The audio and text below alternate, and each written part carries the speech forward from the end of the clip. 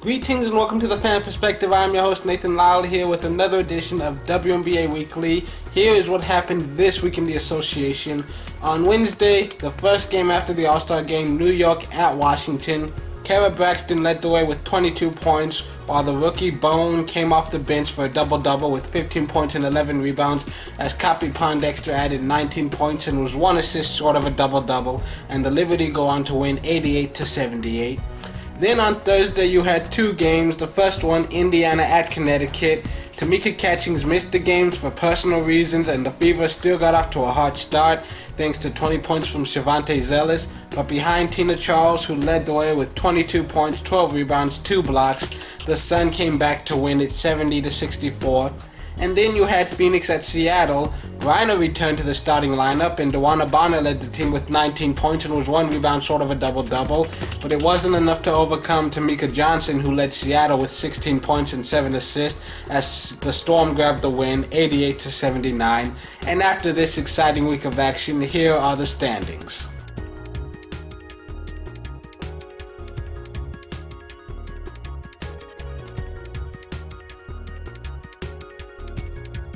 So we've got a full slate of games to look forward to this week. There are a few being broadcast nationally. For those that aren't, you can check your local listings, or you can watch every single game on Live Access, which is currently offering a free trial through August 5th. So check that out if you get the chance. I'll put a link below in the description.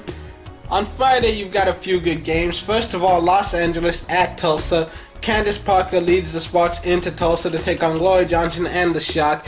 This game begins at 8 p.m. Eastern Standard Time, and my preview is that after starting winless on the road, the Sparks have now won 3 straight road games and are starting the second half with 5 straight road games.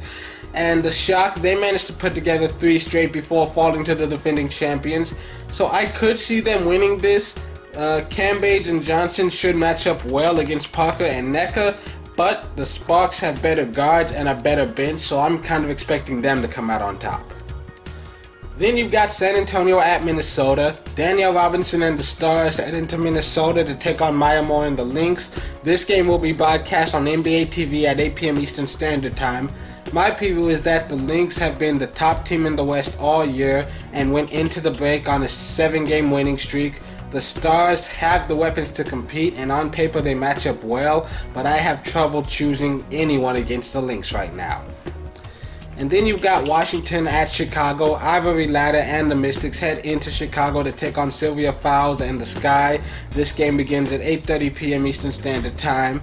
And as of recording this, I have no idea what Ed's status is going to be. They played before the All-Star game, and with Ed out, the Mystics were able to come back in the second half. So that could factor. The Sky are definitely a better team with Della Don in the lineup, but even without her, they've got enough weapons, it will be competitive. On Saturday, you've got Connecticut at New York. Tina Charles leads the Sun into New York to take on Cambage Dexter and the Liberty. This game begins at 6 p.m. Eastern Standard Time. My preview is that it's hard to root against the Liberty in this one. Their 2 centers played well last game, and Cappy is going to have her normal production. And the way the Sun have played most of the year, it's hard to see them matching. Then you've got Chicago at Indiana. The Chicago Sky head into Indiana to take on the Fever in this Eastern Conference showdown. This game will air on NBA TV at 7 p.m. Eastern Standard Time. And my preview is that I have no idea how far along Ed will be in her recovery. And Tamika missed Indiana's last game, and the only information I've been able to find out is that she missed the game for personal reasons. And that could mean anything. Whatever it is, I wish her the best, but for now, there is potential that both of these teams could play without their moneymakers. So as of this moment, I have no idea what's going to happen here. Then you've got Atlanta at Phoenix. Angel McCoughtry leads the Dream into Phoenix to take on Diana Taurasi and the Mercury, who are hoping to end their losing streak. This game will air on NBA TV at 10 p.m. Eastern Standard Time.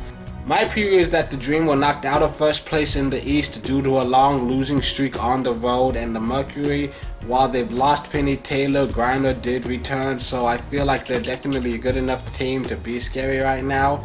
Then again, the Dream have been a very respectable threat all season long.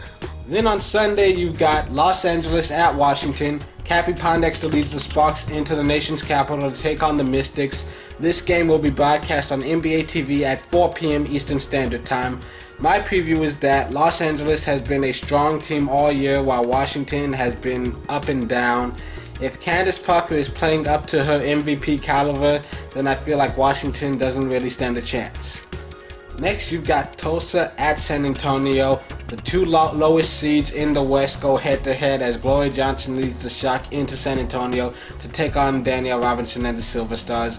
This game begins at 4:30 p.m. Eastern Standard Time, and my preview is that while both of these teams have struggled all year, Tulsa looks like a team on the rise. They've been playing better as the season goes along, whereas the Stars, it's been a roller coaster. And then you've got Seattle at Minnesota. Tina Thompson leads the Storm into Minnesota, hoping to end the Lynx 7-game winning streak. This game begins at 7 p.m. Eastern Standard Time, and my preview is that Minnesota owns the West right now, and I have no problem choosing them against any opponent. Well, that's it for this week. Tune in on Monday for another all-new edition of WNBA Weekly. And until then, this has been The Fan Perspective. I'm your host, Nathan Lyle. Have a good Friday and a happy weekend.